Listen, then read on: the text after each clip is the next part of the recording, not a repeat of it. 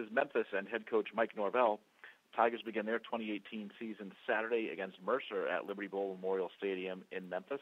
Game will be at 7 p.m. Eastern, 6 p.m. Central, and will be on ESPN3. Coach, thanks so much for joining us on the call today. If you would take a minute to tell us how your preseason has gone as you prepare for the season opener Saturday against Mercer, please. Yeah, most definitely.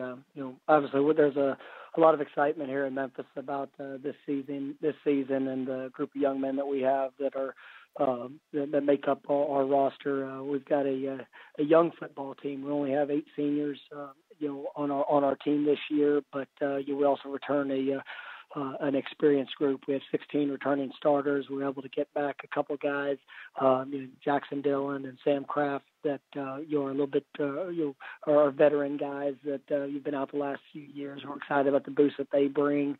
But this is a football team that's excited about the opportunity to grow. And the last 2 years have been really good for our program since we've got here as a staff. And going into year 3, you see a great deal of confidence in what the expectation is. And I believe there's a total buy-in to the culture of what's been established, and we know that there's going to be great challenges in front of us.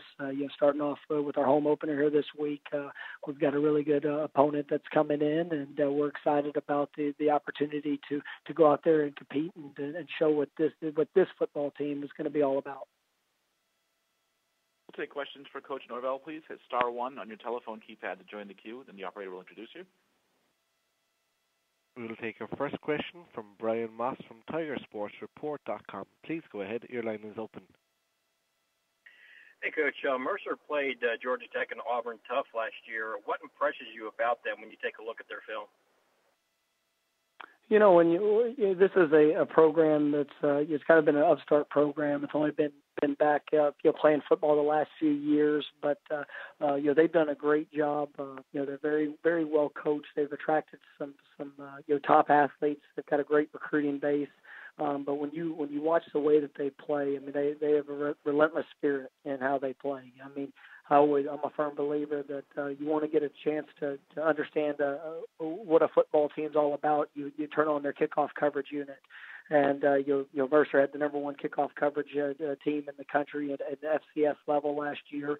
They're a young football team. They've got a lot of experience returning across the board. I believe that this is you've got a chance to be a breakout season for their program. You look back last year, they had 4 games that were 1-score games, and that Auburn, you watch the Auburn game specifically, and I mean it's 17-10 with less than 4 minutes left in the matchup, and they're right there in it. So we know this is an opponent that is definitely going to come in here with a great deal of confidence in what they do, and we've got to play a great game. And going through the fall camp, was there anything that surprised you about your team through fall camp?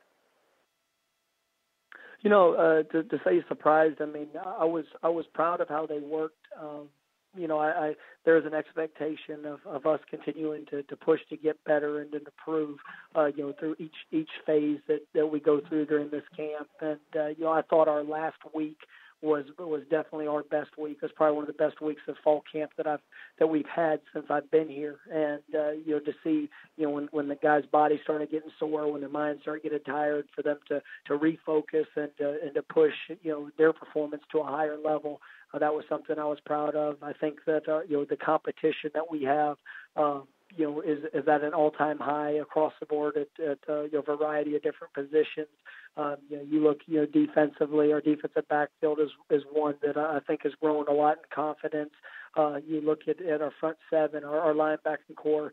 I believe, in my mind, it looks like we have 4 starters. We have guys that can all go in there, and we're 2 deep at both the inside linebacker position.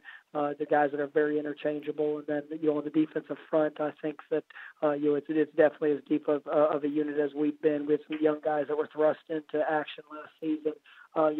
Early in their careers, and they've been able to grow from that experience, and it's been fun to watch. And then obviously on the offensive side of the ball, a lot of guys are pushing to establish themselves as the key playmaker. We've got a great group of running backs. receivers that you're very talented. But I'm excited about what we have. I appreciate your time. Thanks, Brian. We will now take our next question from Chris Day from NOLA.com. Please go ahead. Your line is open. Hi, Coach. Regarding transfer quarterbacks, what do you see as some of the primary reasons for the rise in the number of transfer quarterbacks in recent years?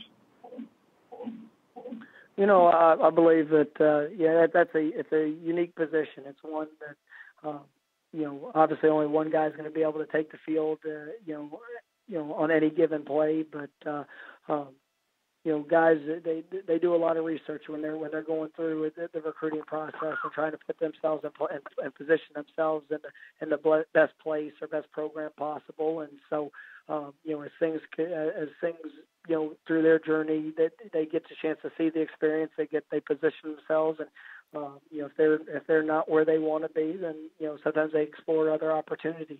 And you see that with undergraduate transfers, and then even here with graduate transfers.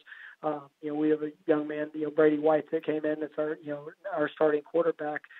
He graduated in 3.5 years at his prior institution, and was looking for just maybe a better situation for him moving forward. And we're definitely glad to have him here.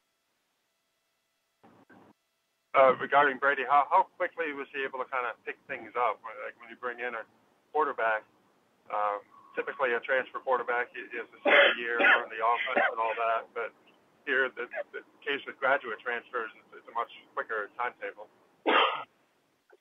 Yeah, I think Brady did a great job. He's a very intelligent young man. He came in and spent a lot of time on his own in the spring semester, getting the terminology. Obviously, I had actually coached Brady, his freshman year at the previous institution, and so he had a clue of what we were trying to do. But learning new terminology, getting acclimated with the personnel and the players, and some of the things that we've adjusted over the last few seasons, and but it was a really smooth transition for him, and he put in a lot of work to get a better grasp of what we're trying to do, and that carried over here in the fall camp, and he's done a great job for us.